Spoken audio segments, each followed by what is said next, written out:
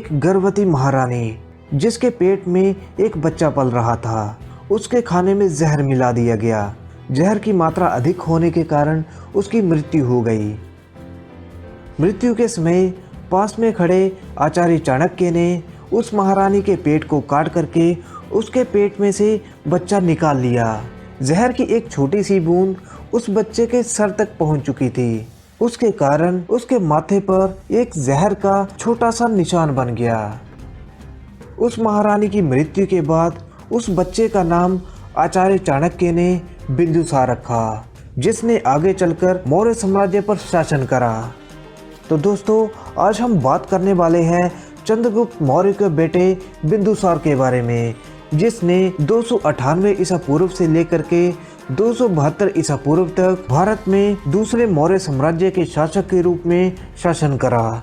जब हम मौर्य साम्राज्य की बात करते हैं तो सम्राट चंद्रगुप्त का नाम बिंदुसार और सम्राट अशोक से पहले आता है, क्योंकि मौर्य साम्राज्य की स्थापना का सारा श्रेय चंद्रगुप्त मौर्य को जाता है। वहीं चंद्रगुप्त मौर्य के बेटे बिंदुसार थे। हालांकि बिंदुसार का नाम इतिहास में इतना लोकप्रिय नहीं है जितना उनके बेटे अशोक का नाम है। सम्राट अशोक का नाम दुनिया में काफ़ी लोकप्रिय है, फिर भी हमें अपने इतिहास में बिंदुसार के बारे में जानना बहुत ज़रूरी है। तो दोस्तों, आज हम इस वीडियो में चंद्रगुप्त मौर्य के बेटे बिंदुसार के बारे में जानेंगे। राजा बिंदुसार का शासन 298 ईसा पूर्व से लेकर के 272 ईसा पूर्व तक चला। ये मौर्य साम्राज्य के दूसरे राजा थे, जो कि चंद्रगुप्त मौर्य के बेटे थे। चंद्रगुप्त मौर्य और दूधरा के पुत्र बिंदुसार ने काफ़ी बड़े साम्राज्य पर शासन किया, जिन्होंने दक्षिण भारत की तरफ अपने राज्य का विस्तार करा। चाणक्य उनके समय में प्रधानमंत्री बनकर रहे। बौद्ध धर्म के ग्रंथों में बताया गया है कि बिंदुसार की 16 पत्नियां थीं।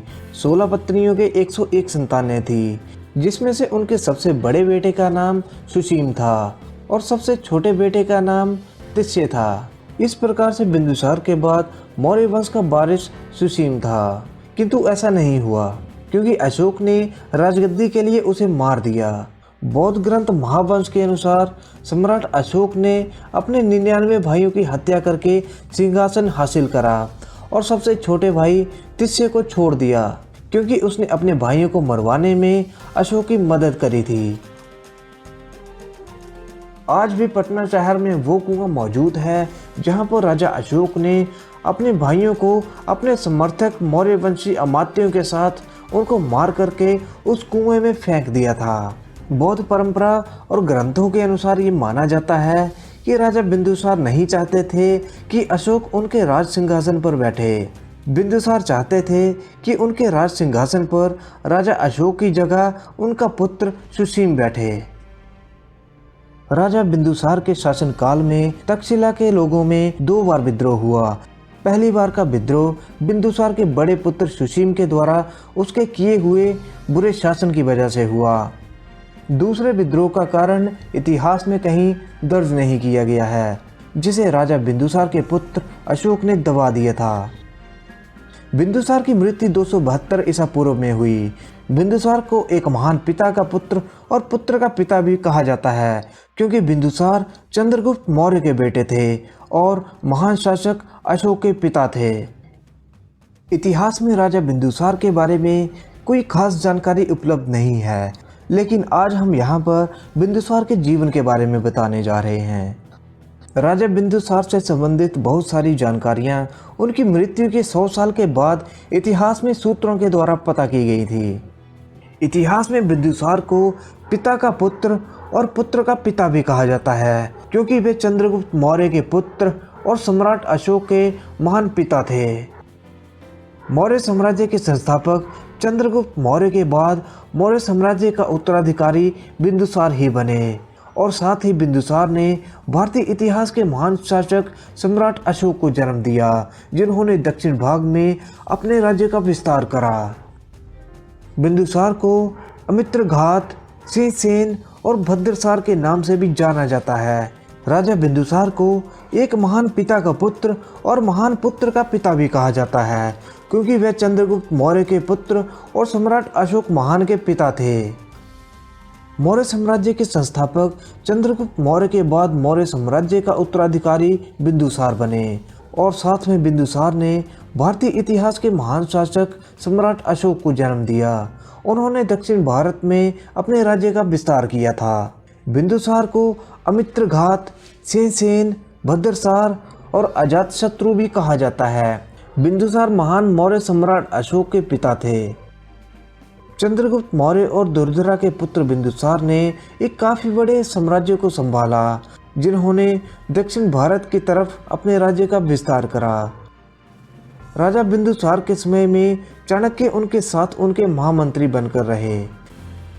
बिंदुसार के शासनकाल में तक्षशिला के लोगों में 2 बार विद्रोह हुआ।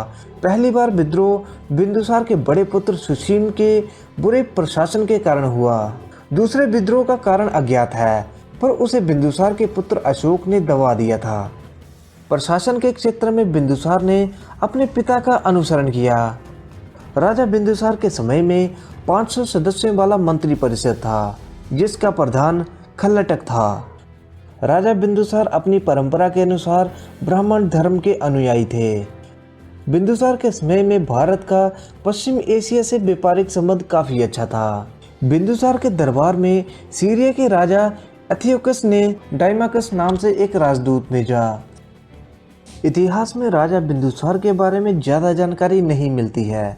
मध्यकालीन सूत्रों के अनुसार राजा बिंदुसार के जीवन के बारे में हमें काफ़ी पता चलता है। उनके जीवन से संबंधित बहुत सारी जानकारियाँ जैन और बौद्ध धर्म में लिखी हुई हैं।